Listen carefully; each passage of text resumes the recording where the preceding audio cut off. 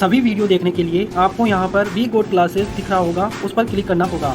जैसे आप वहाँ पर क्लिक करते हैं तो आपके सामने इस प्रकार का इंटरफेस दिखता है। फिर इसके बाद अगर आप इस प्लेलिस्ट पर क्लिक करेंगे तो आपको यहाँ से सारी टोटल प्लेलिस्टें मिलेगी। इसके बाद अगर आप जिस क्लास में हैं उस क्लास का नाम और साथ ही जो आपकी ट्रेड है उसका नाम पढ़कर और ये सभी प्लेलिस्टें आप देख सकते हैं। जैसे कि आप फिटर थ्योरी को पढ़ना चाहते हैं फर्स्ट ईयर वाले स्टूडेंट्स तो इस प्लेलिस्ट पर क्लिक करेंगे। सेकंड ईयर वाले इलेक्ट्रिशियन थ्योरी पढ़ना चाहते हैं तो इस वाली पर क्लिक करेंगे। फर्स्ट ईयर वाले इलेक्ट्रिशियन थ्योरी पढ़ना चाहते हैं जो कि नीमी की पीडीएफ अभी हल करवाई जा रही हैं तो वह इन पर क्लिक कर सकते हैं। बाकी इंजीनियरिंग ड्राइंग के लिए सभी के लिए सेम है ना, फर्स्ट ईयर और सेकंड ईयर वाले तो इसको थोड़ा सा ऊपर करके और यहाँ पर आएंगे इंजीनियरिंग ड्राइंग पर। तो ये फर्स्ट ईयर वाली है तो सेकंड ईयर वाले भी बेफिक्र होकर इन पर क्लिक करिएगा। इस पर क्लिक करके और आप जैसे ही यहाँ पर नीचे आएंगे येलो वाले, ये जो येलो वाले थंबनेल जो भी नजर आ रहे हैं ना आपको वीडियो वाले, ये नीचे मिलेंगे और अधिक आपको। तो यहाँ पर जैसे आप क्लिक करोगे तो ये वीडियो आपके लिए लाभदायक रहेंगे, ठीक है। फिर इससे पीछे आएंगे, फिर आप एम्प्लॉयबिलिटी स्किल्स के लिए क्या करोगे तो एम्प्लॉयबिलिटी स्किल्स के लिए मैं बता देता हूँ कि आपको सेकेंड ईयर के लिए तो ये एम्प्लॉयबिलिटी स्किल्स की क्लासें पढ़नी है। जो सेकंड ईयर में स्टूडेंट्स है, उनके कोई भी ट्रेड्स हो कोई दिक्कत नहीं है, सेकंड ईयर वाले तो यह पढ़ेंगे। और साथ ही आप जो फर्स्ट ईयर वाले एम्प्लॉयबिलिटी स्किल्स की तैयारी करना चाहते हैं वो यहाँ से कर सकते हैं, ठीक है। और फर्स्ट ईयर का वर्कशॉप कैलकुलेशन का सारा मैटर इस वाले वीडियो में, इस वाली प्लेलिस्ट में आपको मिल जाएगा, ठीक है। और सेकंड ईयर वाले स्टूडेंट्स के लिए भी यहाँ से मिल जाएगा, ठीक है। तो लगातार जुड़े रहेगा। नमस्कार प्यारे साथियों, सेकेंड पीडीएफ जो चल रही थी उसके अपन 65 क्वेश्चंस को अपन ने कंप्लीट कर लिया है। आज अपन 66 क्वेश्चन से स्टार्ट करेंगे जो कि आपके सामने हैं। अब आपके जो क्लासें रहने वाली हैं वो ज़्यादा क्लासें नहीं रहेगी, 2, 3 या 4 क्लासें आपके और आने वाली रहेगी, ठीक है। इससे ज़्यादा क्लासें अब नहीं रहेगी, यानी कि आपको जो ये बनेगी 15 या 16 क्लासें, इनको आपको पूरा कम्प्लीटली अच्छी प्रकार से देख लेना है एक एक क्लास को, जिसमें आपका ट्रेड थ्योरी का जो सिलेबस है वो पूरा कंप्लीट हो जाएगा, है ना। तो बाकी बचे दिनों में इन क्लासों को लगातार देखते रहिएगा। कैसे क्लास देखोगे यह हमने स्टार्टिंग में आपको बता दिया है, वहाँ से आपको क्लासें मिल जाएगी, नहीं तो आप डिस्क्रिप्शन में जाकर वहाँ से क्लासें देख सकते हो। लिंक ऊपर ही ऊपर दिया होगा सभी क्लासें देखने के लिए, तो वहाँ से आप क्लिक कर देना। बाकी अदर क्लासों के लिए भी हमने लिंक नीचे प्रोवाइड करवा रखे हैं, तो वहाँ से आप सारे लिंक से आप सारी क्लासें देख सकते हैं। और क्लासें देखना ही पड़ेगा आपको, क्योंकि एग्ज़ाम को पास करना है तो आपको तैयारी अपनी अच्छी बेहतर तरीके से करनी ही होगी। क्वेश्चन है जो कि है 66 नंबर, वह है कौन सा शब्द व्यक्तिगत अपघर्षक ग्रेन्स के बीच मौजूद बांड की मात्रा को इंगित करता है, तो वह कौन सा है, तो वह है संरचना, ठीक है। ध्यान रखना संरचना। ऑप्शन टोटल में सारे नहीं बोलूँगा क्योंकि इससे समय की बर्बादी है, बाकी और कुछ नहीं। किसी में अगर ऑप्शन समझाने होंगे तो मैं आपको समझाने का पूरा बरकस प्रयास करूँगा, ठीक है। अगला जो क्वेश्चन है अपने सामने वह चित्र के अनुसार है। यही क्वेश्चन आपके इंजीनियरिंग ड्राइंग में भी बहुत ही बड़ी महत्वपूर्ण भूमिका निभाएंगे, क्योंकि इंजीनियरिंग ड्राइंग में जो क्वेश्चन बनेंगे 6 क्वेश्चन वह इसी तरीके के बनेंगे एक्स वाले भाग के संबंध में। तो आपको ज़्यादा चिंतित होने वाली कोई दिक्कत नहीं है, यहाँ पर कोई ज़्यादा चिंतित मत होना कि इंजीनियरिंग ड्राइंग में कैसे क्वेश्चन आएंगे, तो इसी तरीके के आएंगे। देखिए क्वेश्चन है वर्नियर माइक्रोमीटर में एक्स के रूप में चिन्हित भाग का नाम क्या है, तो यहाँ पर इस भाग का नाम बताना है कि ये कौन सा भाग है। तो ये जो भाग है ना, यह आपका डी ऑप्शन में जो दिया है वर्नियर डिवीज़न, वह आपका कंप्लीटली यहाँ पर सही आंसर हो जाएगा।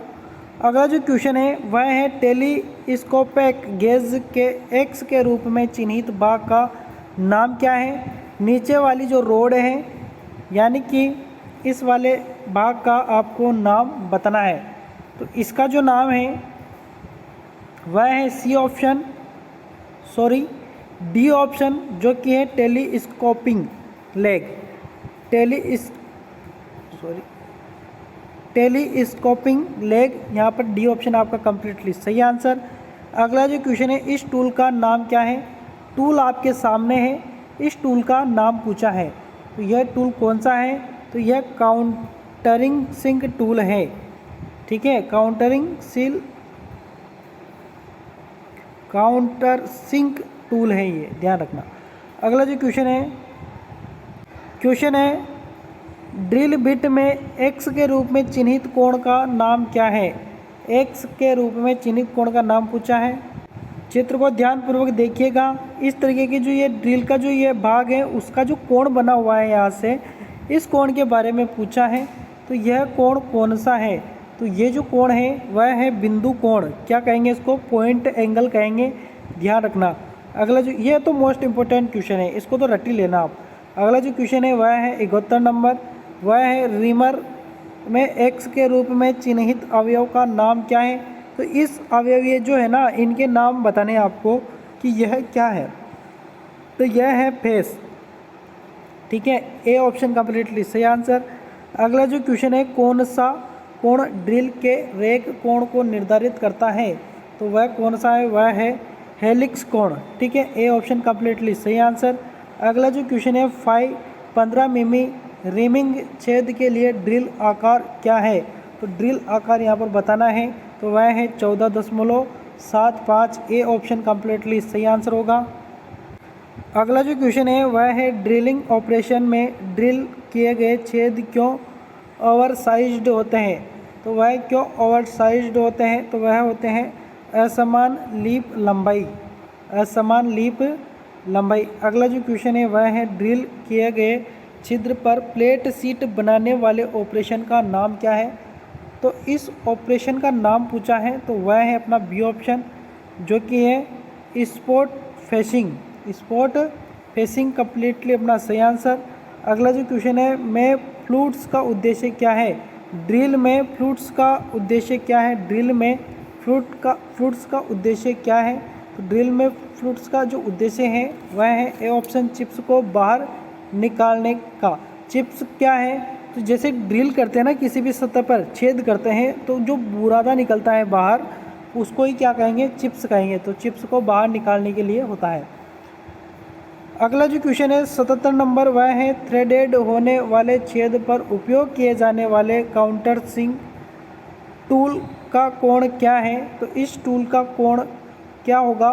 तो वह होगा आपका डी ऑप्शन, जो कि है 120 डिग्री। अगला जो क्वेश्चन है वह है बाहरी चूड़ी के ब्लैक साइज जहां पी बराबर पिच और डी बराबर गहराई की गणना करने का सूत्र क्या है? तो इसकी गणना करने का सूत्र जो है वेरी सिंपल सा है, जो कि है डी बराबर डी माइनस पी बटा 10, यानी कि ए ऑप्शन कंप्लीटली सही आंसर। अगला जो क्वेश्चन है, डाई का नाम क्या है? डाई का नाम क्या है? यह जो डाई है आपके सामने, इसका नाम पूछा है, तो यह डाई कौन सी वाली है, यह आपको बताना है। तो यह जो डाई है यह है हाफ डाई, इसको क्या कहेंगे अपन? Half die. B option completely सही आंसर। अगला जो क्वेश्चन है वह है किस प्रकार की चूड़ी के रूट और क्रेस्ट अर्धवृत्त बनाते हैं? तो वह कौन से बनाते हैं? तो वह है सी ऑप्शन, जो कि है नकल चूड़ी, ठीक है। अगला जो क्वेश्चन है वह है ग्राइंडिंग व्हील विनिर्देश 41A 46H 5U8 में 5 क्या दर्शाता है? तो इसमें 5 क्या दर्शाता है? तो इसमें 5 दर्शाता है संरचना को, ठीक है। संरचना कंप्लीटली सही आंसर। अगला जो क्वेश्चन है वह है ड्रेसिंग कास्टिंग के लिए ढलाई में किस प्रकार के बॉन्डेड पहिए का उपयोग किया जाता है? तो वह कौन सा बॉन्डेड पहिया होता है? तो वह जो बॉन्डेड पहिया होता है वह होता है डी ऑप्शन, रेजिनोइड बॉन्ड। रेजिनोइड बॉन्ड होता है। अगला जो क्वेश्चन है वह है सीमेंटेड कार्बोइड को ग्राइंड करने के लिए किस प्रकार के अब्रेसिव का उपयोग किया जाता है? तो किस प्रकार का अब्रेसिव होता है? वह होता है हरा सिलिकॉन कार्बाइड। अगला क्वेश्चन है, जो कि एक वर्नियर माइक्रोमीटर के एक वर्नियर डिवीज़न का मान क्या है? तो इसका क्या मान है? वह है 0.009 mm, यानी कि सी ऑप्शन कंप्लीटली सही आंसर। अगला जो क्वेश्चन है टेलीस्कोपिक गेज में एक्स के रूप में चिन्हित भाग का नाम क्या है? तो इस वाले का भाग का नाम बताना है। इस वाले का पहले बताया था, अब इस वाले भाग का नाम बताना है। तो यहाँ पर क्या नाम है इसका? इसका है प्लंजर लॉक। क्या है इसका? प्लंजर लॉक है। अगला जो क्वेश्चन है वह है टूटे हुए स्टड को निकालने की विधि क्या है? टूटे हुए स्टड को निकालने की जो विधि है वह है ए ऑप्शन, जो कि है एजी आउट है ये विधि, ठीक है, ध्यान रखना। अगला जो क्वेश्चन है वह है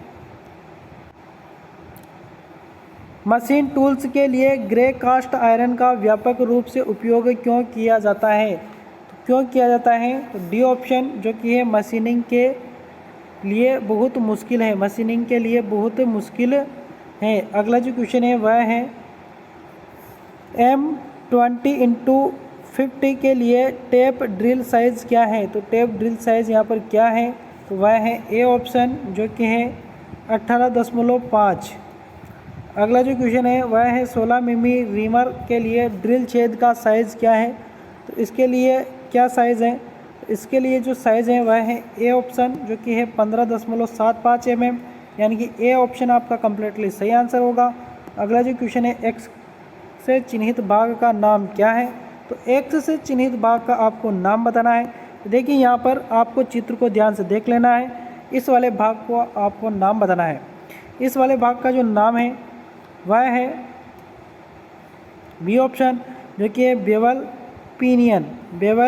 पिनियन, यह आपका कम्प्लीटली सही आंसर। तो दोस्तों आज की क्लास को अपन यहीं पर ही विराम देंगे। आगे एक और ड्रिलिंग की क्लास और आएगी, जो ये ड्रिलिंग चैप्टर चल रहा है अपना, इसकी एक और क्लास आएगी। फिर उसके बाद में जो भी आपकी क्लासें रहती हैं उनको भी अपन 2 या 3 वीडियो में कंप्लीट पूरा कर लेंगे, यानी कि आपको 4 वीडियो और आ सकते हैं, 3 या 4, ठीक है, इससे ज़्यादा अब नहीं रहा। तो दोस्तों लगातार क्लासों को देखते रहिएगा, हर एक क्वेश्चन को याद कर लीजिएगा, ताकि यही क्वेश्चन आपके जब एग्ज़ाम में आएंगे तो फिर आपके बहुत बड़ी दिक्कत हो जाएगी अगर आपको क्वेश्चन याद नहीं रहे। ठीक है, तो मिलेंगे नेक्स्ट वीडियो में, तब तक के लिए धन्यवाद, शुक्रिया।